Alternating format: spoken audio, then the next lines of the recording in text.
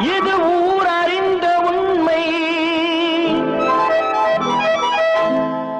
நான் உங்கள் வீட்டு பிள்ளை, இது ஊர் அறிந்த உண்மை. நான் செல்லுகின்ற பாதை பேரறிஞர் காட்டும் பாதை.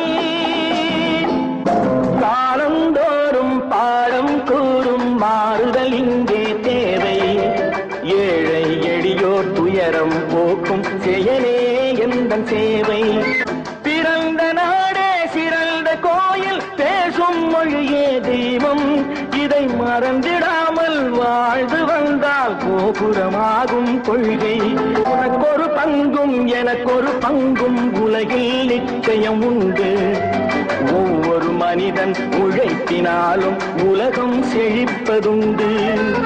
எது வந்தாலும் ஏற்றுக்கொண்டால்